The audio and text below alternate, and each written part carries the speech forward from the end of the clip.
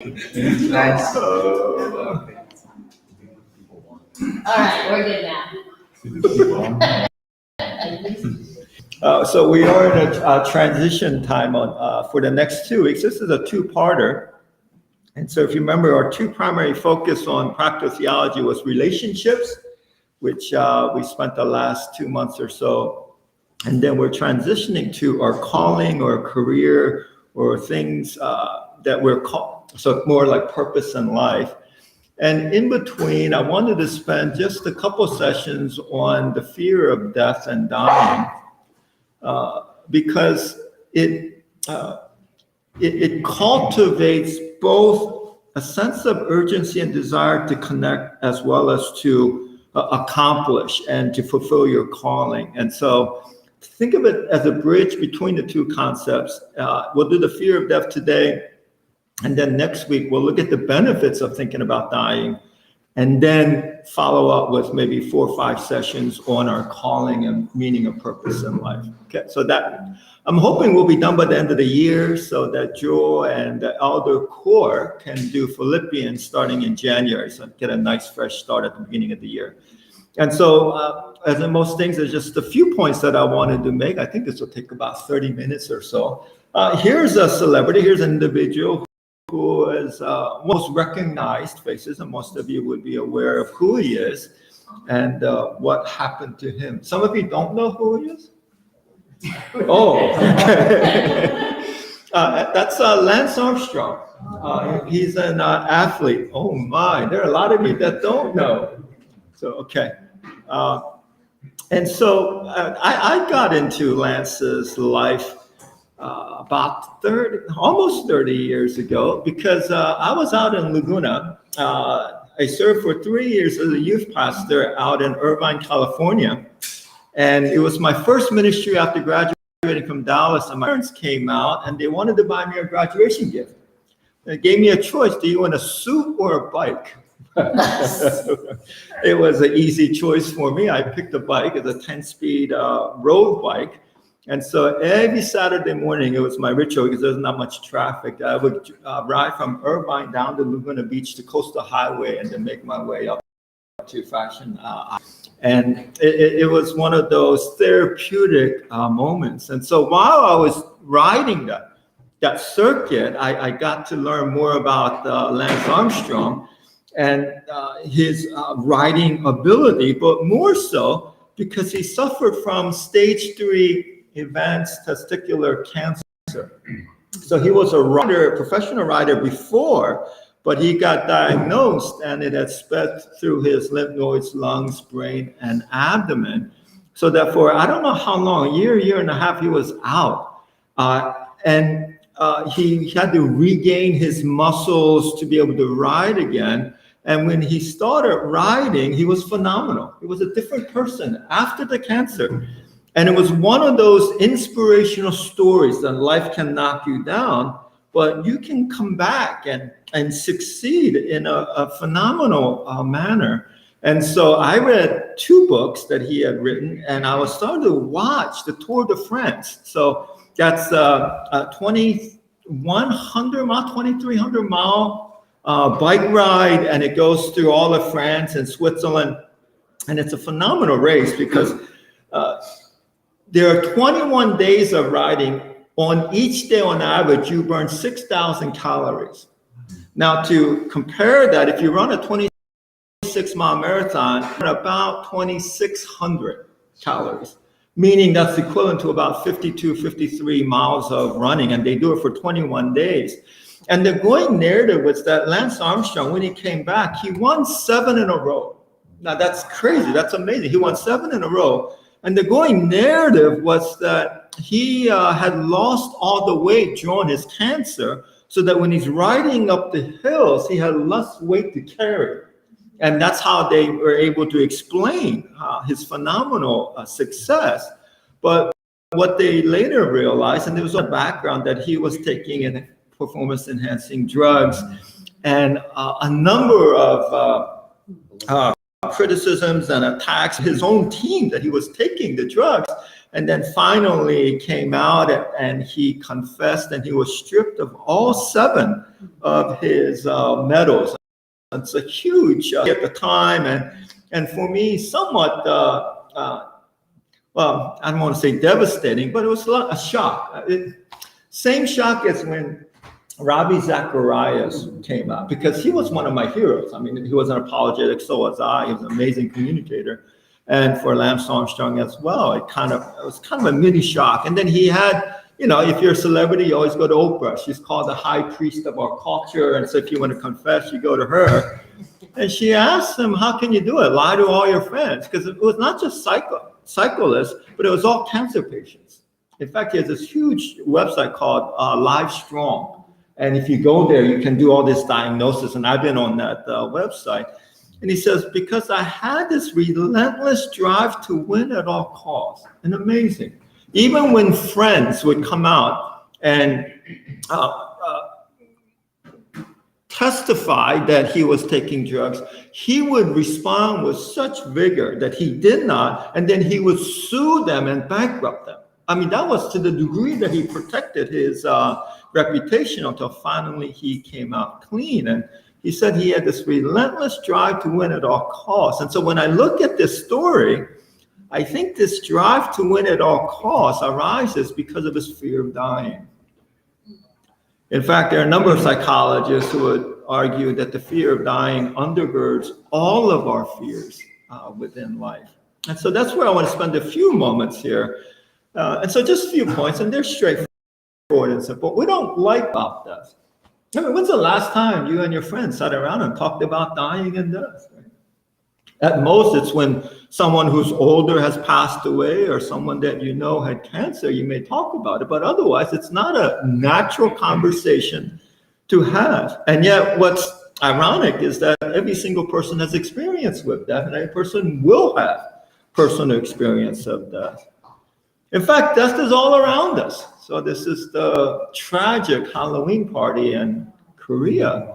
155 people. What a way to die, to be crushed. And when I look at the newspaper or website, you get all of these stories. This is on the same day as India and the bridge collapse with 140.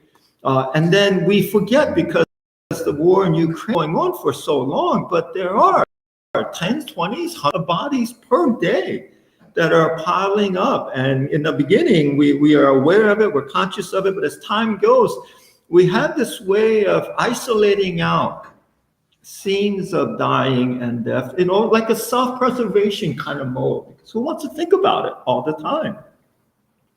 But it's in our movies, right? The Last Samurai, just look at all the dead bodies. This is the 3rd most body count movie. People dying, The Last Samurai.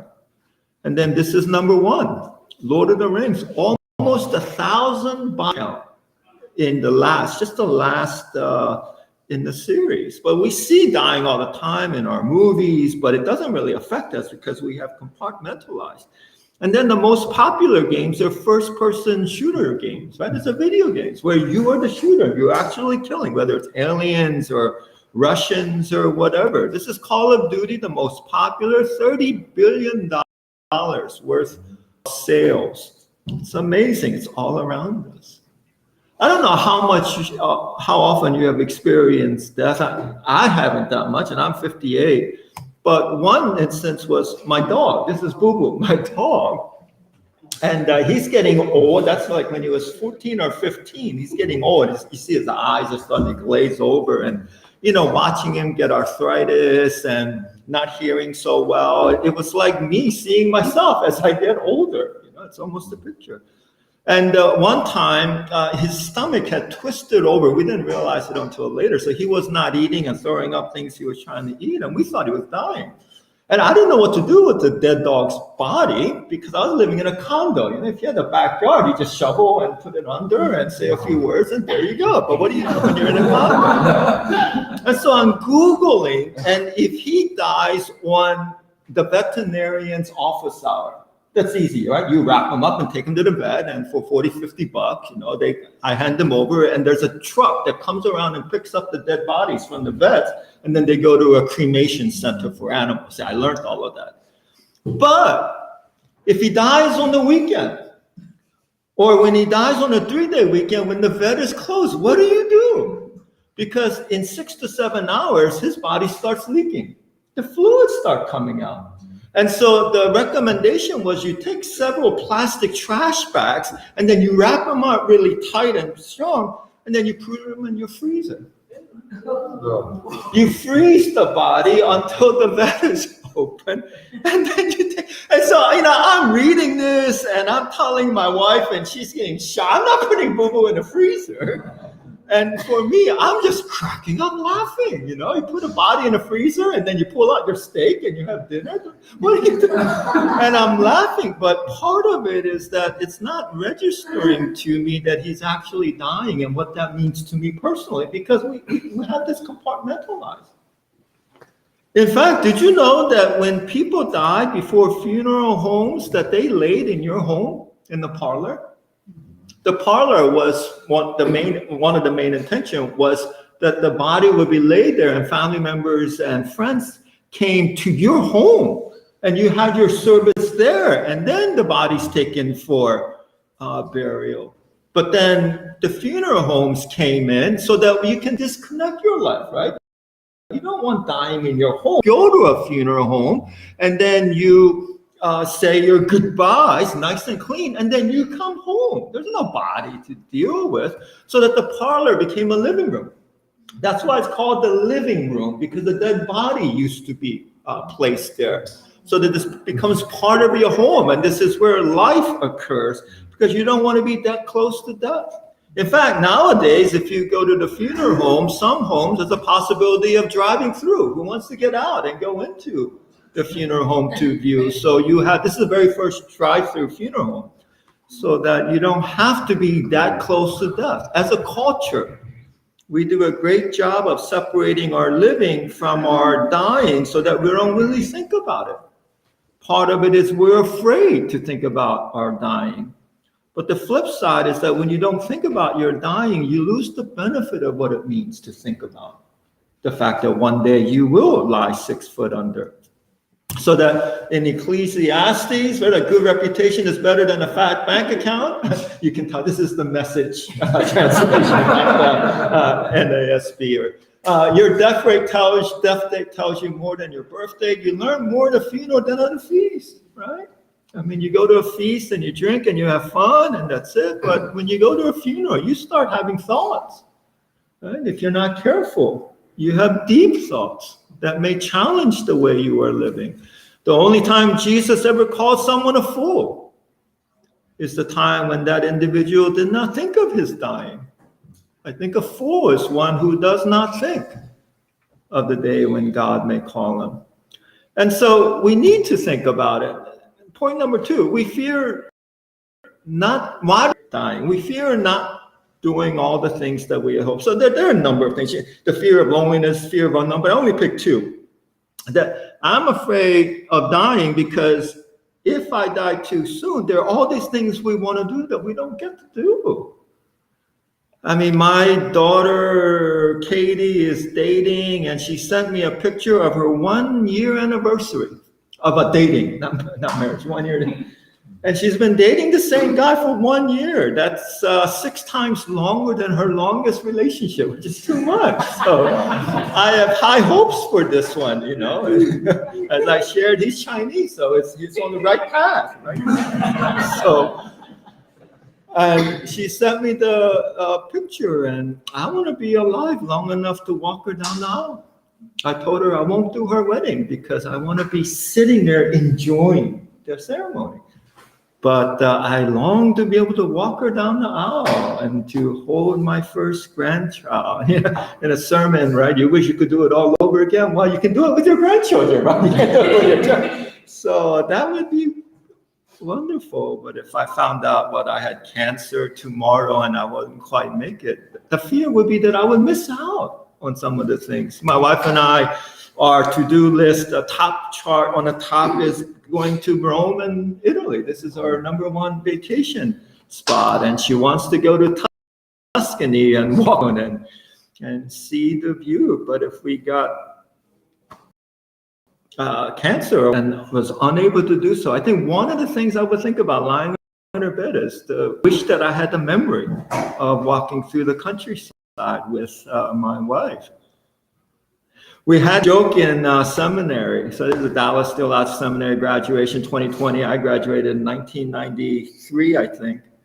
But we had this joke, Lord, come back anytime, but not on the day of our graduation. It was sort of our joke that don't come too soon after we graduate, because we spent 4 years paying tuition and learning Greek and Hebrew and how to preach.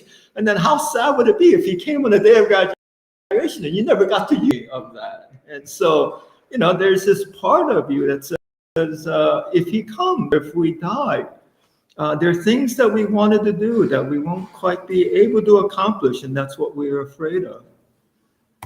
So one of amazing books, When Breath Becomes Air, Paul Kalanithi, and he's an Indian neurosurgeon. Didn't start out that way. He wanted to be a writer, so he got an English literature and bachelor's and master's at Harvard. And then he became interested in the theme of meaning of life and literature. And he went to Cambridge and got a 1-year master's on literature and meaning of life. And then realized that he became interested in the brain and went to Yale for medical school. Finished medical school in 4 years. And then he wanted to be a neurosurgeon, which is the longest residency, 7 years long. And so for 7 years, he's doing residency. And then he took a year off to specialize on how mechanical inputs that the brain would receive. A lot of the research is on brain signals being detected. He wanted to reverse it. And so he spent a year there, could have had any job he wanted after he finished his residency. 3 months before he finishes, he is told that he has lung cancer. Lung cancer, stage 4, that was starting to spread. He's not a smoker, and he's 37 years old. The odds are 0.0012%. 0.0012% for someone his age without. And this book, which he started writing towards the last 6-9 months, he could no longer perform surgery, so he decided to write. He couldn't finish the book. His wife had to finish it for him. The last chapter is written by his wife. That's one of his sayings, which I like, is if the unexamined life was not worth living, was the unlived life worth examining? Perhaps not every life is worth examining. And he has this part in the book because his brother came, and he's got a few weeks to live. His brother came and says, you accomplished so much. It's okay. And this is what Kalanithi says. He says, look, I sighed. He meant well, but the words rang hollow. My life had been building potential. You had the potential for almost 20 years, right? Potential that would go unrealized. I had planned to do so much, and I come so close. I was physically debilitated. My imagined future, my personal identity collapsed, right? He's a neurosurgeon, but if he can't do surgery, who is he? And I faced the same existential conjuries my patients faced. The lung cancer diagnosis was confirmed. My carefully planned and hard-won future no longer existed. Death, so familiar to me in my work, was now paying a personal visit. Here we were, finally face to face, and yet nothing about it seemed recognizable. Now, this is one of our great fears, that we have a life and we have things that we want to accomplish and do, but if death comes too early, we're not able to. This is a Mediterranean cruise. I have this picture up there because my friend, Ted, wanted to have the vacation of his life. So he flew out his family, his cousin's brother, and his family, and then his parents. And they all flew out to Greece right before this Mediterranean cruise. And it was like a 10 or 14-day cruise. And the night before the cruise, they're in the hotel and they're eating and drinking and getting ready for the cruise. And then he has this spasm. I'm told he had this spasm. And then he just collapses on the floor. His family called the hospital, the ambulance, and they come and he dies on the way.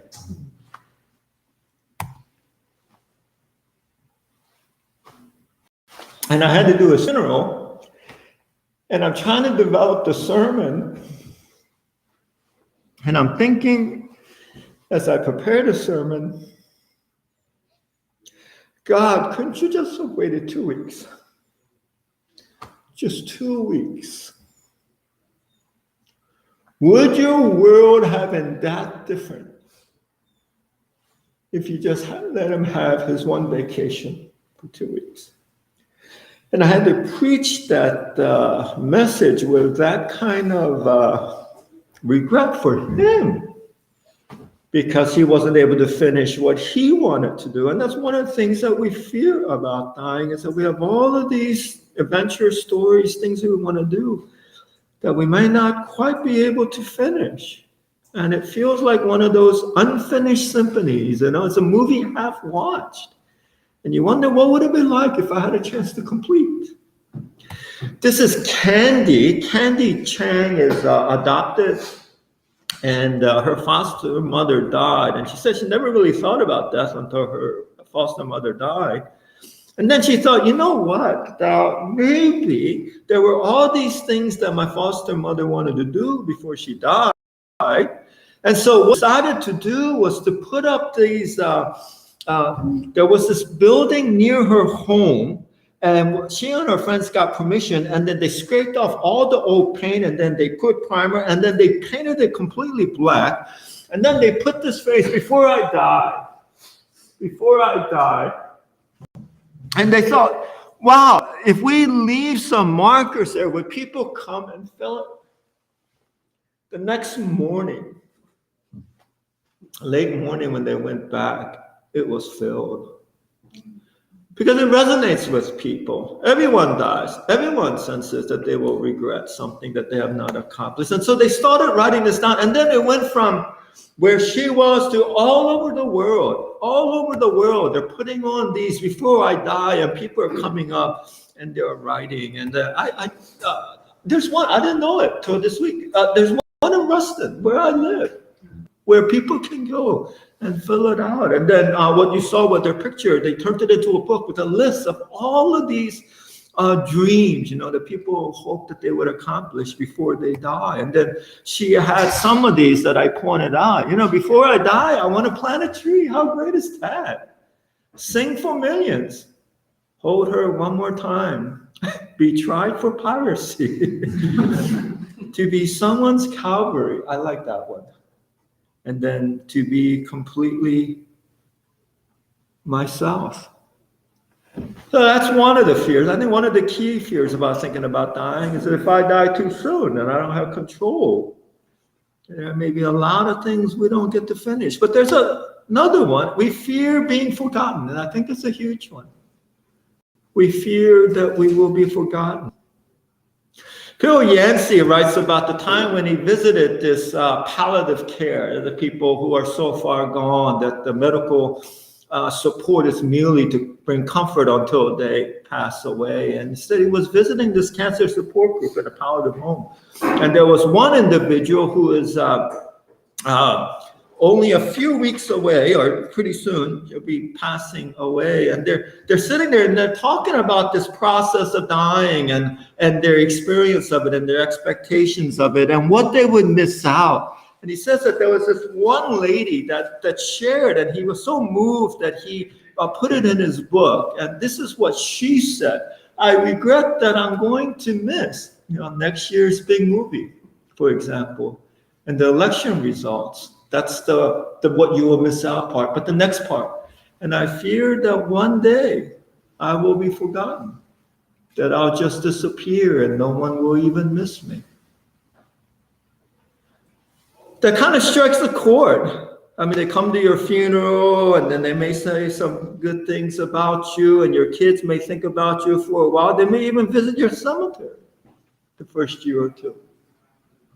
And then after that, it's every second, third, and then it's been a decade. And your children's children will barely remember you, and the next generation, you're just a name on a genealogy chart. And so this is Ernest Becker. Now, Ernest Becker is a unique individual. His story, he was a PhD in cultural anthropology, and he studied cultures. And the big question he asked was, why are cultures so violent against each other? And he tried to answer this question. He did in The Denial of Death, which won the Pulitzer in 1974. It won the Pulitzer. And Becker had this amazing life. He could never get a full-time teaching position. It was always part-time, here and there. And he was out in Berkeley, and he was leading protests against something with his students, and then the school fired him because of that, and over 1,000 students stood out in front of the administrative hall to protest his firing. Can you imagine that? 1,000. He had this lecture on dying with King Lear, so he would come to the classroom dressed up like King Lear, and he would give this lecture. I wish I was there. It's just a phenomenal individual. And he said that part of the reason why we deny death is because we're so afraid that we will be forgotten, that we spend most of our lives trying to create and do things that will last us in order that we will be remembered through it. Whether that's through our children or accomplishments, or we donate a building, and then you have your name on top, because if your name is there, you may be gone, but your memory is not. And perhaps that is why Lance Armstrong, 7 Tour de France, he will be immemorable because we're so afraid that we will be forgotten. And he says the idea of death, the fear of it, haunts the human animal like nothing else. I think he's right. And if you think he's not quite right, it's because you haven't slowed down your life long enough to reflect on it. It is a mainspring of human activity, the reason why we do so much what we do, designed large to avoid the vitality of death, to overcome it by denying in some way that it is the final destiny of man. And he says that's why cultures are developed, because cultures help us to form strategies so that we will know what games to play in order that our names would be remembered.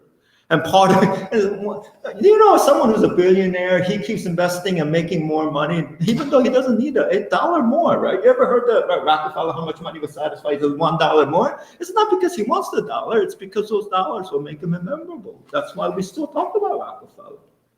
Perhaps that's why we'll talk about Elon Musk 50 years from now. Because it's not about the money, it's about being remembered. And I think he's right, because when I look at Hebrews, since therefore, right, Hebrews 1, since therefore the children share in flesh and blood, he himself likewise partook of the same thing. So that's your main verb, he partook in becoming flesh and blood. So that's your participle in the first line. But then you have 2 purpose clauses. That through death he may destroy the one who has the power of death, that is the devil, and then deliver all those who fear death, who through fear of death were subject to lifelong slavery. There's a little bit of discussion as to enslaved to what? Enslaved to sin, enslaved to the culture, the world. Well, I think and one option is that they were enslaved to the devil because he had the power of death over us. So if you take a look here, Satan is the god of this world, right? So when Adam ate the fruit, he's the vice ruler, ruling the world under God's direction. When he ate the fruit, he vacated that spot. Satan comes in, he's the god of this age. And what he does is he creates a culture, right? So think of Ernest Becker. He creates this culture, which is the way of the world. And so that it's not the world itself, but it's worldliness. It's the way, the strategy of conducting ourselves so that we may cover up our nakedness and shame in this particular world. And it fosters a sinful self. It's sort of like the soil. So think of fruit as behavior, sinful behavior. Then think of the root as your sinful nature. Culture is the soil in which your root is dug under, so that your sinful nature, which is already twisted towards you inwardly, thrives in that culture, which is designed so that the more you focus on yourself, the more you will become in that particular cultural world. It's perfectly designed. And when you have that sinful spirit, it leads to death. The wages of sin is death. So destroy this whole power structure. Because culture has its grip upon us. And I would argue in such a way that you can never be free without the power of the Spirit. So it's sort of like, I want you to play Monopoly, but I don't want you to be concerned about money. But the rules of the game is designed so that it's about money. But what if you're not supposed to be focused on money? You can't be countercultural trying to survive in a culture in which it is about money. Or I don't know if you ever played Risk. It's a long time ago, but I used to play Risk when I was in high school. Friends, because we were all nerds, we didn't have girlfriends, so there was no such thing as dating. So we would get together and we would play Risks, and this go on for like 3-4 hours, and the three of us, we would be playing this game. But it's like saying, look, I want you to play Risk without any thought of violence. You can't, because the rules of the game is about violence. The game is designed that way, in the same way that the culture is designed so that we fix on ourselves and our little family in order to survive. And you can't be countercultural when you're playing that game. This is a chart of the average weight of American women and men. Whoa. I don't know who said that, but that was a lot said in that. Whoa. 1960 for the women was 142 pounds. The year 2010, it was 162, 165, 6, somewhere around there. The average weight is increasing. This is a chart of the linear progression of the blue is your culture, average person walking on the street, and the yellow is the beauty contestants, Miss USA. What you see is this is BMI, body mass index, that the slight decrease, you see the yellow line? So that the ideal woman in terms of body weight, face, body structure is actually going downward as the average is going higher. Because our culture presents the prototype female in such a way through every movie you watch, magazine cover, everywhere you go, advertisement, so that it looks a certain way.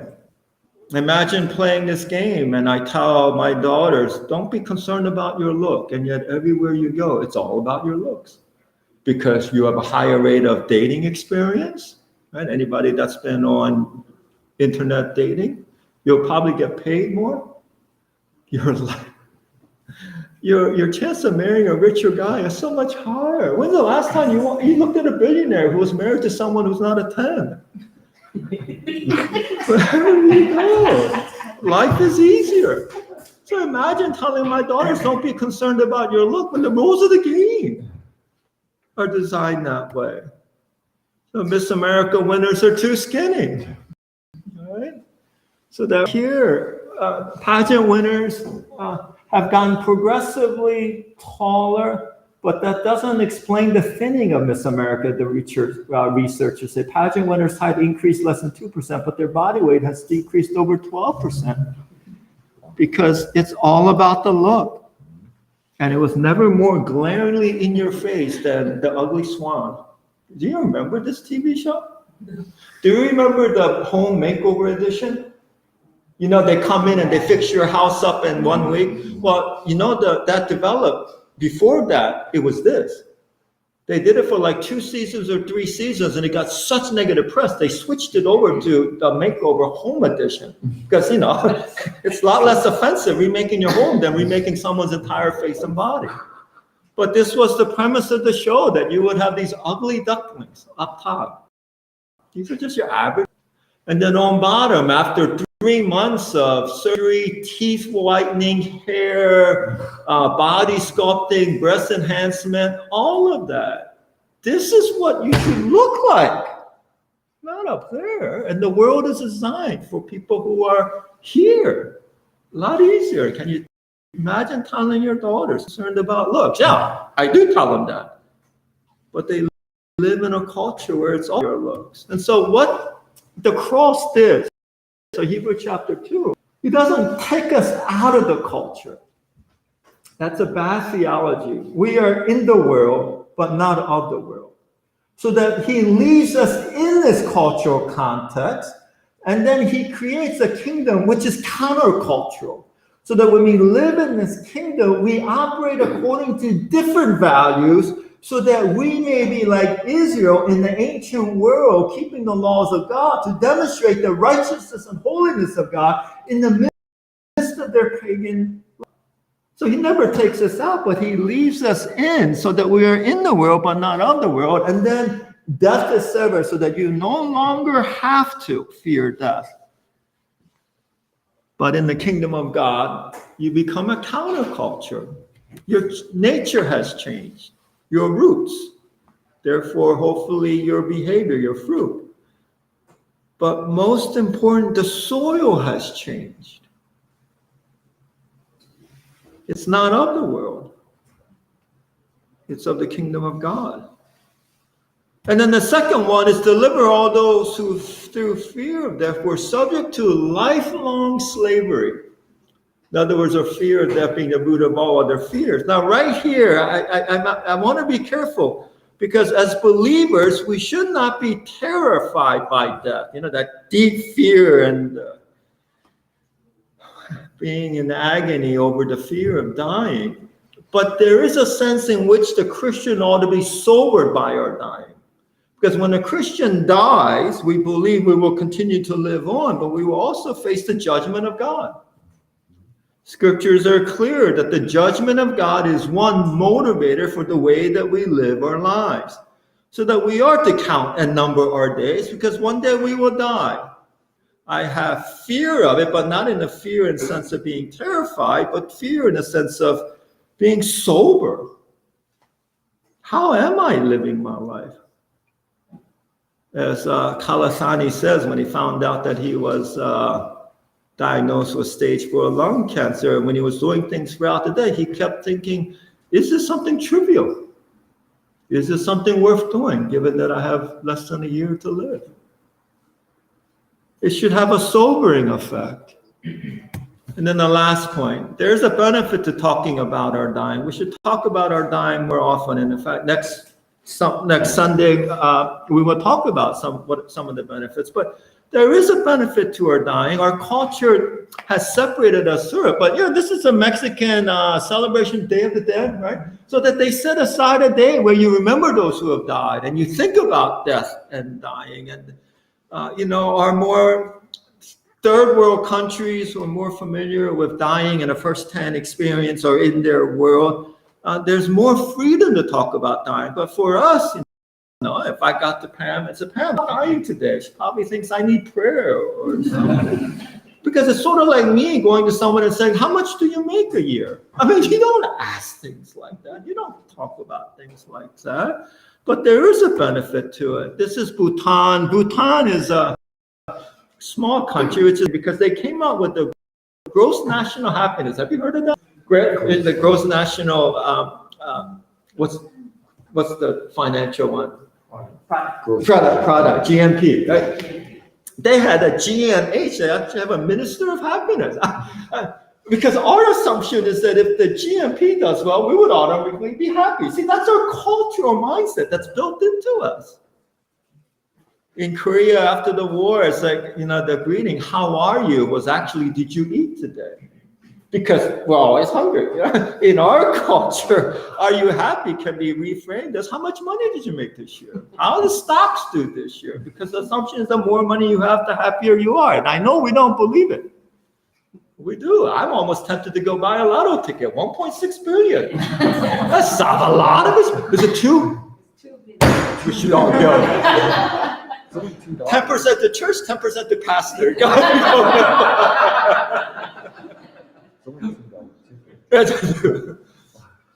And it's like, but this is one of the happiest countries in the world. And one of the things that they do, because this writer went there because it was one of the happiest places, and he was living in depression to a certain degree, and the guide said, you need to think about death for 5 minutes every day. It will cure you of your depression. I don't know if this is correlation or causation, but there is benefit to thinking about dying. In fact, the University of Kentucky ran a study They had two groups of people. One group of people were supposed to think about a dreaded experience, like going to the dentist. You think about that. And then the other group was supposed to think about their dying, lying in a coffin, being buried underneath. And after thinking about that for a while, they played this word game where they were supposed to come up with words. And they do this in a number of different experiments, but come up with words. And those who thought about their funeral came up with positive words far more than those who thought about going to the dentist. Maybe that says something about going to the dentist, but thinking about dying can have tremendous positive. How many movies have you watched where the character went through a near-death experience and came back transformed, and they're refocused on their relationships, refocused on the important things in life? Did you know right after 9/11, family values way up? Because there's huge benefit to thinking about dying. Because you begin to ask, is the life that I'm living worth living? Is it worth examining? Last two slides is the article, Life After Death on Death and Our Fear of the Unknown. The writer says, we believe death is the most powerful force by. And I think so. I don't think it's a cliche. The more you think about dying, the more you learn what it means to live. For us, it's the ultimate perspective check of what's important. See, that's why we're going to spend one more week next week. Because it's like a doctor checkup. You go in, think about dying, and then you want to rethink, how am I living? How you want to live your life? And many of us are held back by fear. Judgment, rejection, failure, the unknown, the list goes on. But comparing the prospect of taking a risk in life and failing versus the prospect of death is a game changer. That when I think about my dying, it opens up and you're willing to take a chance on a life that is worth living because you are dying and will one day be dead. I believe that is the last slide. Oh no, it isn't. Oh yeah, there is one more. You guys know this movie, Stranger Than Fiction? It's one of our family's favorite movies because my daughters both, they have English undergraduate, but that's the character. You know the actor, right? Boy, you guys need to watch more movies. Yeah, thank you. Although I think you need to watch less. No, I'm just kidding. I'm just kidding, man. And this is a guy who's an accountant. You already know where that's going. He's an accountant. And he lives his life by the watch. His watch times everything. When he brushes teeth, when he walks to the bus stop. And then he actually knows exactly how long it takes to walk to the bus stop by his watch because it's all tick, tick, tick. And then one day he learns that he's character in a book written by this famous author. And that author has planned for this character to die in the book. And in his life, he's going to die, that character's life. It's Stranger Than Fiction. It's really, but it's so well done. And when he realizes that he's dying or will die, he begins to learn to play the guitar that he always wanted to play. And then there's one woman that owns a bakery. He's auditing her. Not the best scenario to ask her out, auditing the person, but he asks her out. And his entire life begins to become more human, not mechanical. How many movies have you seen where the face of death transforms the way we live? Perhaps we should think about dying every 5 minutes in worship service right before praise starts. Pam can lead us for the next 5 minutes. We'll think about lying on a coffin. That may really wake us thank you for listening, Pam. Is there someone to close us, or? I will close us. We have a few more minutes in case. Nobody has questions. Who has questions about dying? You're all going to die. Have any thoughts or comments they want to share? I just remind me about the TV show Game of Thrones. They have two greeting words. One I'm a hui, one I'm a donkey. Something. All men must die, and the other response is all men must serve. So all men must die, all men must serve. Serve. Like a lawyer? No, serve. Okay. Oh, that's a lot better than sue. Serve. I like that. Yeah, all men must die, and then the response is all men must serve. What's the TV show? Game of Thrones. Game of Thrones. So, are we using that on Sundays? So when we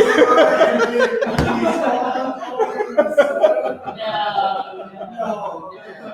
I like that line though. Yeah, I like that too. Yeah, All men basically, must die. we're related to like basically the purpose of life, right? Yes. And then serve, and then That's serve right. what? Basically, that's the question. That is true. And I take the all men more literally. We should all serve our wives. She's not here, but any other thoughts, comments? Pastor, I think we all as Christians, or maybe non-Christians, should learn something to say to a dying friend, a dying relative. Wow. To connect them, Yeah.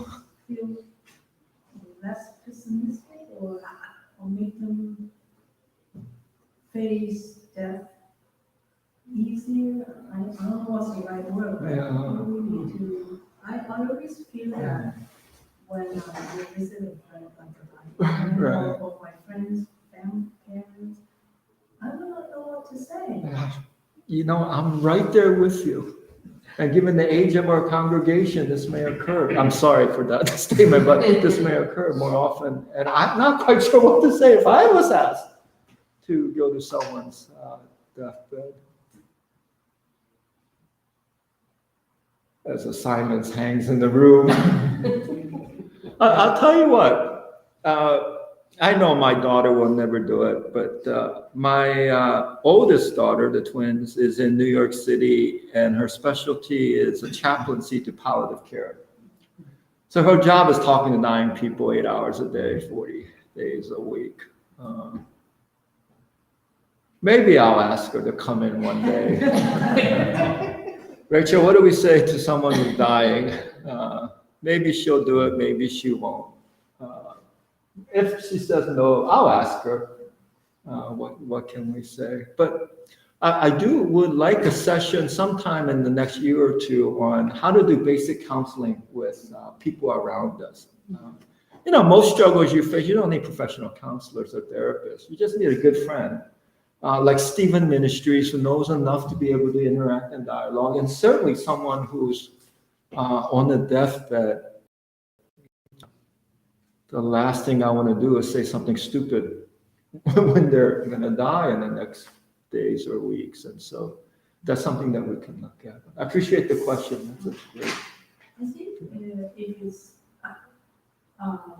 it's easier if you, not easier, but at least if you're there. I know a lot of times at church, when a member passed away, everybody attends the funeral, but just to be present there with the family is already like a good supporting gesture. Yes. Sometimes if it's out of state relative, on the phone, you have to learn how to say something to comfort.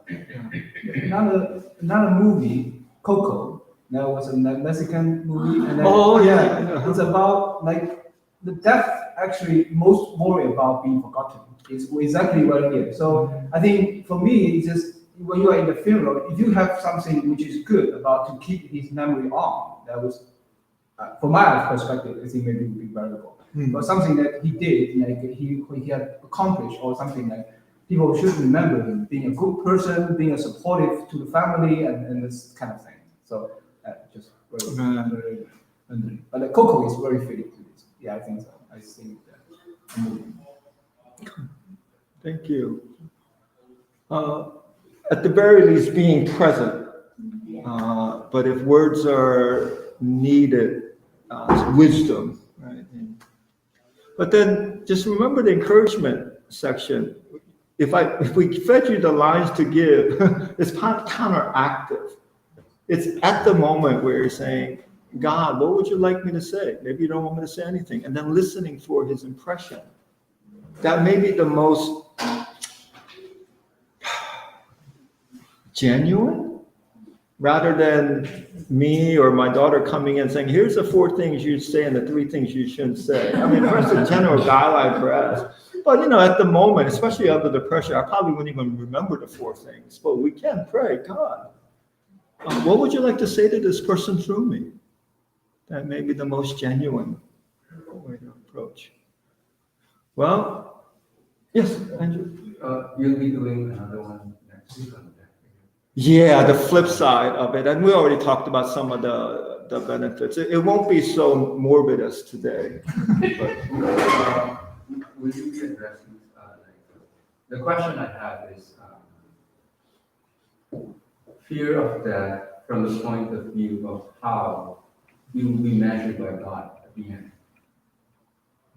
Like that kind of fear. Like fear, if you will, fear of hell, but not as like, well, there's that aspect of fear, of physical pain, which, you know, Right. most people think about, right? right. And to me too, like that's dreadful.